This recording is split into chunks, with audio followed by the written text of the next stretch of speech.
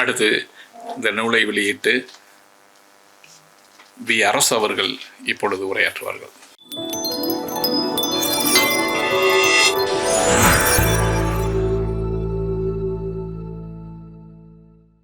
எல்லோருக்கும் வணக்கம். எனக்கு கண்ணன் கோணங்கி வழியாகத்தான் தெரியும். 80களின் நடு கட்டத்தில் நான் பல்கலைக்கழகத்தில் வேலை செஞ்ச பொழுது கோணங்கியும் கண்ணனும் அந்த துறைக்கு வருவது பேசுவதுங்கிற பழக்கம் வந்தது. அதிலிருந்து தொடர்ந்து கண்ணனை பற்றியான தொடர்பு இருந்தது. ஆனால் கடந்த 20 ஆண்டுகளாக அந்த தொடர்புகள் இல்லை. இந்த நூல் வெளியிடுறதுக்கு என்னையும் இந்த பட்டியலில் மோகன், ஸ்ரீகுமார்லாம், நான் ஸ்ரீகுமார்கிட்ட கேட்டேன், என்னையே எதுக்குப்பா கூப்பிட்றீங்க, கண்ணன். ஆனால் எனக்கு ஒரு சந்தோஷம் வந்தது. ஏன்னா இந்த கண்ணனோடு இருந்த நினைவுகள் திடீர்னு எல்லாமே மீண்டும் ஒரு புத்துயிர்ப்பு பெற்றது மாதிரியான ஒரு நினைவுகள் வந்தது. ரொம்ப குறைந்த காலங்கள், குறைந்த நேரங்கள் கோணங்கியோடு கண்ணனை நான் சந்திச்சிருப்பேன். அந்த சந்திப்புகள் எல்லாம் இப்போ என்ன பெரிய எல்லாரும் சொல்லுகிற ஒரு விஷயம், கண்ணன்கிற ஒரு உருவம் கூட இருக்கிற பொழுது அது சார்ந்த அந்த மனப்பதிவுகள் என்பது ஏன் இவ்வளோ ஆழமாக எல்லாருக்கும் பதிஞ்சிருக்கு. இந்த புத்தகத்தில் எழுதியிருக்கிற எல்லா கட்டுரையிலையும் அதை திருப்பி திருப்பி திருப்பி திருப்பி ஒவ்வொருத்தரும் எழுதியிருக்கிறாங்க. அப்புறம் இங்கே பேசுகிறப்பையும் சொல்கிறாங்க. அப்படி ஒரு பண்பு கண்ணன் எப்படி பெற்றான்? அதுதான் கண்ணனுடைய ஒரு மிக முக்கியமான மனநிலையாக நான் கருதுகிறேன்.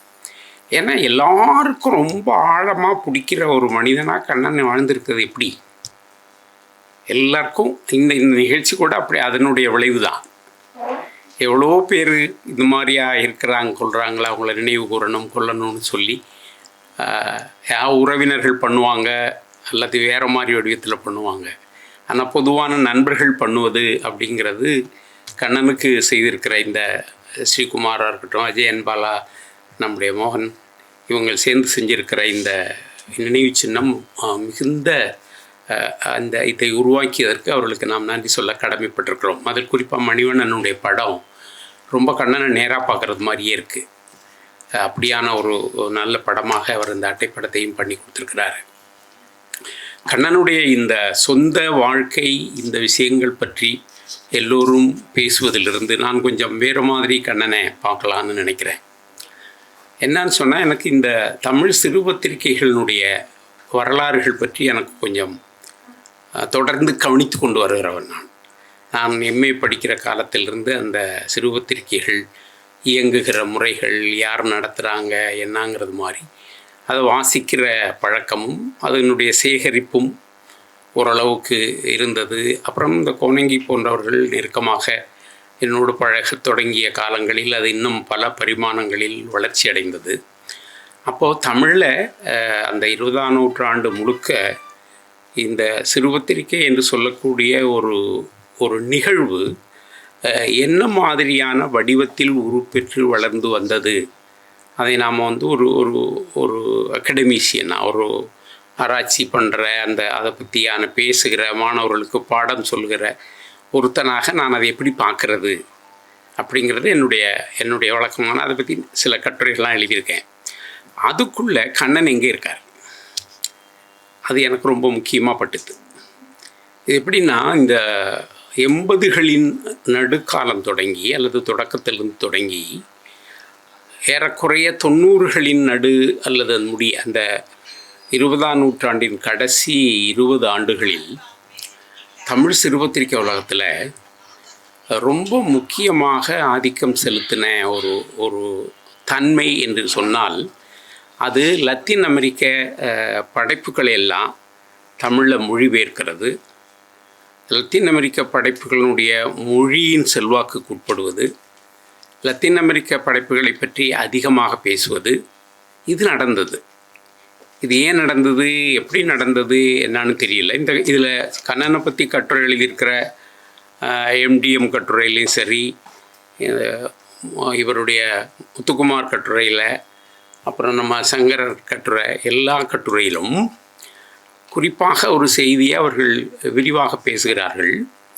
இந்த லத்தீன் அமெரிக்கா சார்ந்த படைப்புகளையும் நூல்களையும் நிறைய தேடி தேடி தேடி கொண்டு வந்து எங்களுக்கு கொடுத்ததில், எங்களை படிக்க செய்ததில் கண்ணனுக்கு ஒரு மிகப்பெரிய பங்களிப்பு இருக்குது அப்படின்னு சொல்லி எழுதியிருக்காங்க. அதில் எனக்கு அது ஆச்சரியமாக இருந்தது.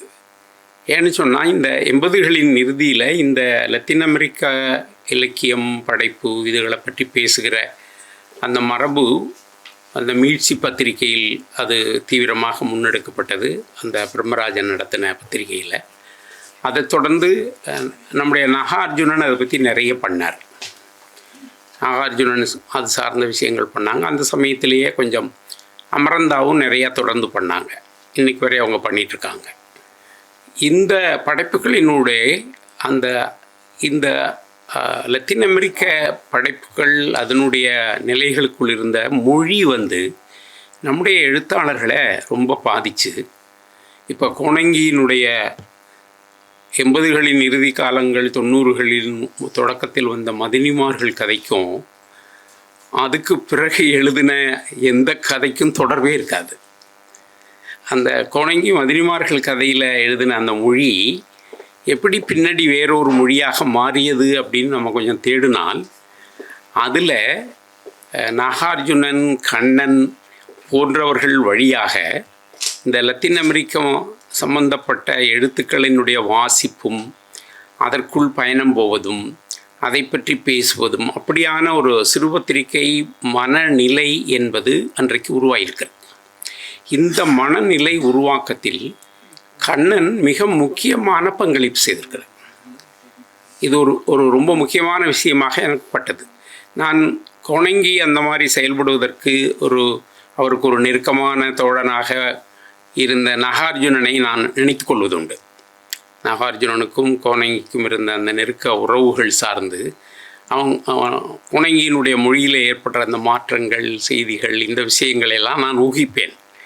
ஆனால் இப்பொழுதுதான் தெரிகிறது, நாகார்ஜுனனை விட கோணங்கியை உள்ளார்ந்து பாதித்து அவனுக்குள் நிறைய மாற்றங்களை ஏற்படுத்தினதில் கண்ணனுக்கு பெரிய பங்கு இருக்கும்னு எனக்கு தோணுது. இது கோணங்கி ஒத்துக்கிறானோ இல்லையோ அது எனக்கு தெரியாது. ஆனால் கோணங்கிக்கும் கண்ணனுக்கும் இருந்த அந்த நெருக்கமான உறவு எனக்கு தெரியும். இந்த உறவு சார்ந்து கண்ணனை பற்றி எழுதியிருக்கிற இந்த பதிவுகளில் இருக்கக்கூடிய இந்த செய்திகளை எல்லாம் நான் இணைத்து இப்படி வச்சு பார்க்குற பொழுது கண்ணனுடைய பங்களிப்பு என்பது ஒரு பெரிய முக்கியமான பங்களிப்பு போல் எனக்கு தோணுகிறது. இதை சரியா தப்பான்னு சொல்ல வேண்டிய பொறுப்பு கோணங்கிக்கு தான் இருக்குது. இந்த வடிவம் மார்க்கோஸ் சிறப்பிதழ் கல்குதிரை கொண்டு வர்றது, இந்த மாதிரி உலகத்தினுடைய மிக மிக முக்கியமான படைப்பாளிகள் எல்லாரையும் சிறப்பிதழ்களாக செய்வது, பத்திரிகையில் கொண்டு வருவது, கண்ணனுக்கு இருந்த புதுமைப்பித்தன் குறித்த அவ்வளோ பெரிய ஈடுபாடு, மோகம், பிரம்மராஜேஷ் என்ற புதுமைப்பித்தன் கதையின் பெயரில் அந்த பத்திரிகையை தொடங்கியது. 2004 அது நடத்தியிருக்காரு. அந்த பத்திரிகையை நான் பார்த்தேன். எங்கள் வீட்டில் ஒரு வால்யூம் ஒரு இஷ்யூ இருக்குது. அதில் என்னென்ன கண்ணன் பண்ணியிருக்காருன்னு பார்த்திங்கன்னா, முழுக்க இந்த புதிதாக எழுதக்கூடிய எழுத்தாளர்கள் லக்ஷ்மி மணிவண்ணன், நம்முடைய சங்கர சுப்பிரமணியன், இவங்களுடைய படைப்புகளை அதில் வெளியிட்டிருக்கிறாரு. அவருடைய பெரிய கவிதையும் வெளியிட்டிருக்காரு.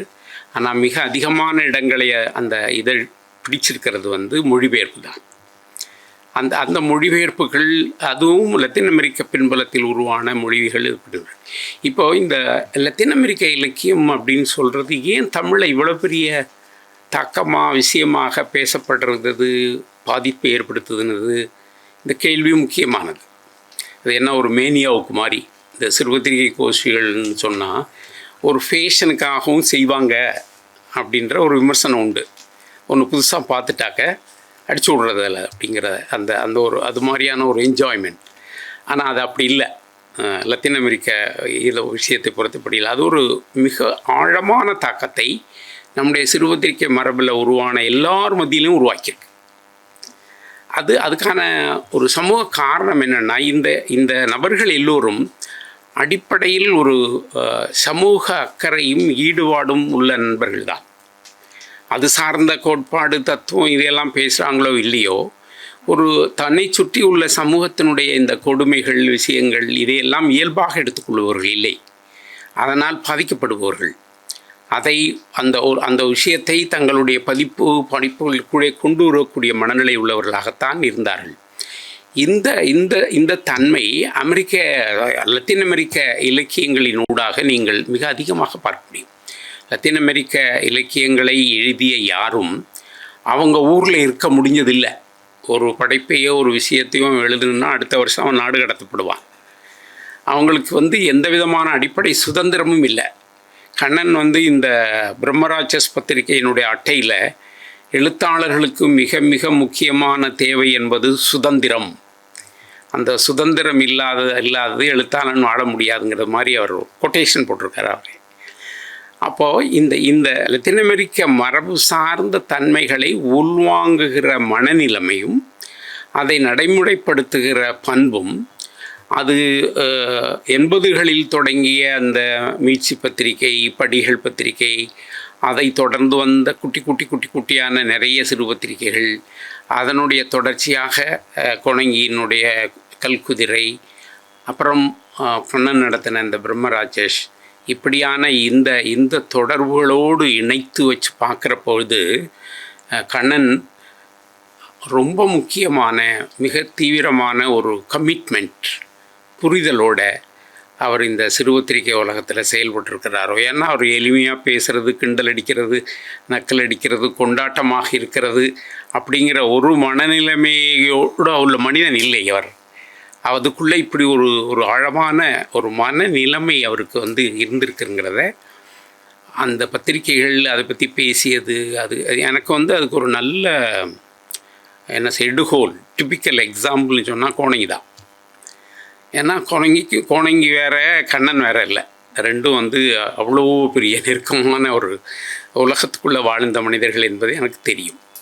அப்போ அந்த வடிவத்துக்குள்ளே வச்சு பார்க்குறப்போ கண்ணன் மீதான மரியாதை இந்த தொகுப்பில் எழுதப்பட்டிருக்கிற பல செய்திகளை அடிப்படையாக வைத்துக்கொண்டு பல மடங்கு அதிகரிக்கிறது என்பதை புரிந்து கொள்ள முடிகிறது. அதை விட அவருடைய கவிதைகளிலும் குறிப்பாக சிறுகதைகளிலும் அந்த தன்மை மிக ஆழமாக வெளிப்படுத்தப்பட்டிருக்கிறது என்பது முக்கியம். அவருடைய எல்லா கதைகளையும் படித்தேன். அதுக்கு எல்லாத்தையும் சொல்கிறதுக்கு நேரம் இல்லை. அவருடைய அந்த 6ஆம் நாள் கதை எனக்கு ரொம்ப பாதிச்சுது. அந்த கதை ஒரு அக்ரஹாரத்திற்கும் சேரிக்குமான அந்த முரண்களை இவ்வளோ டெப்த்தாக சொல்ல முடியுமா?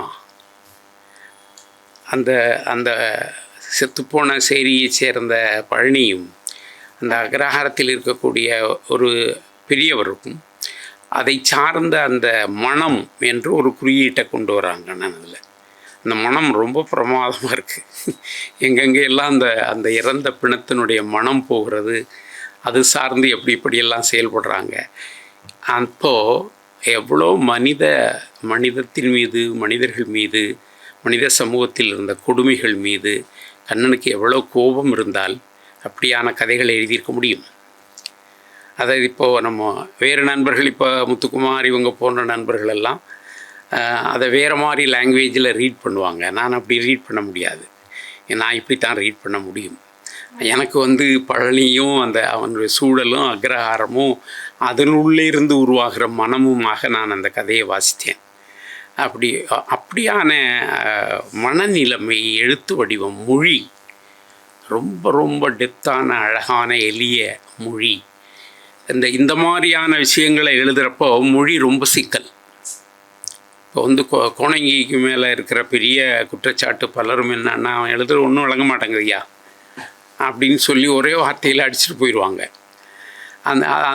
அவன் பயன்படுத்துகிற அந்த உருவக மரபு சார்ந்த பயணத்தை அந்த உருவக மனநிலைமையோடு சேர்ந்து வாசிக்கிறவங்களால் சென்றடைய முடியலாம். அந்த மனநிலைமை இல்லாமல். ஆனால் கண்ணனுடைய படைப்பில் அது தேவையில்லை. அது தேவையில்லாமலேயே இந்த கொணங்கி என்ன விஷயங்களை சொல்ல வர்றானோ அதையே கண்ணன் தங்களுடைய கதைகளில் வேறு மொழியில் சொல்கிறான். அது ரொம்ப ரொம்ப ரொம்ப ரொம்ப வியப்பாகவும் ஆச்சரியமாக இப்படி ஒரு மிக முக்கியமான தமிழில் உருவாகி வந்த சிறுகத்தறி மரபின் மாற்று மரபில் சிந்தித்து வாழ்ந்து அந்த விளைவுனாலேயே தன்னுடைய உடல் நலம் இந்த விஷயங்கள் இதெல்லாம் பற்றி எந்த அக்கறையும் இல்லாமல் இறக்கக்கூடாத வயதில் இறந்து போயிருக்கிற கண்ணனுக்கு எனது வணக்கங்கள். நன்றி, வணக்கம். மிக்க நன்றி ஐயா. இந்த நிகழ்விற்கு வருகை தந்திருக்கின்ற முன்னாள் பேராசிரியரும் எழுத்தாளரும் நவீன இலக்கியத்தினுடைய கோட்பாளருமான MT முத்துக்குமார் சாமி அவர்களை வருக வரவேற்கின்றேன். உங்களுக்கு பேராசிரியர் அப்பம் தெரியும், சேவியர்ஸ் கலந்து இருக்கும்போது.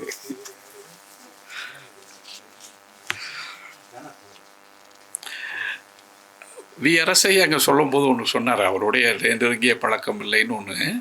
அவரை மறந்து போன ஒரு நிகழ்வை நான் ஞாபகப்படுத்துகிறேன். மதுரையில் ஒரு இலக்கிய கூட்டம் நடந்து கொண்டிருந்தது. அப்பொழுது தமிழ் நதியினுடைய நாவல் வந்த புதுசு. ஆதவன் தீட்சணையா அதை விமர்சனம் பண்ணி கொண்டிருந்தார். அப்பொழுது போகிற போக்கில் அப்பொழுது விடுதலை போராட்டங்களை கிண்டல் அடிப்பதும் நக்கல் செய்வதுமாக இருந்தார். அந்த அந்த உணர்வுமயமான அந்த காலகட்டத்தில் அதை தாங்கிக் கொள்ள முடியாமல் இருந்தோம். நானும் கண்ணனும் பக்கத்தில் பேசிகிட்டு இருக்கோம். அப்போ நான் சொன்னேன், என்னையா கண்ணன் தேவையில்லாத பேசிகிட்டு இருக்காரியா, நிப்பாட்டுனியா அதண்ணே சொல்லிகிட்டு இருக்கும்போது டக்குன்னு எழுந்திரிச்சா, நிப்பாட்டுதியா, நிறுத்தியா அப்படின்னு எழுந்திரிச்சு சத்தம் கொடுத்தாரு. உடனே நாங்கள் 2 பேரும் எழுந்திரிச்சு அதை இது பண்ணோன்னே ரமேஷ், பாண்டிச்சேரி ரமேஷ் இருந்தார். அவரும் எங்களுக்கு சப்போர்ட்டாக பேசிகிட்டு இருக்காரு. ஆனால் ஆதவன் தீட்சணையா எங்கள் 3 பேரையும் என்கவுண்டர் பண்ணுறாரு பெரிய அளவில். அப்போ ஒரு சவுண்டு வந்துச்சு உள்ளேருந்து, நிறுத்தியா அப்படின்னு. அந்த சவுண்டு தான் VRS ஐயா அவர்களோட சவுண்டு. கடுமையான போராட்டம் நின்றுச்சு. அப்புறமா பெரிய அளவில் இருந்தது. அந்த நிகழ்வை நாங்கள் நினைவுபடுத்துகிறேன். ஆமாம், அதுக்கு கண்ணன் ஒரு காரணமாக இருந்தான் என்பதையும் நினைவுபடுத்திக் கொள்கிறேன். அடுத்து உரையாற்றுபவர்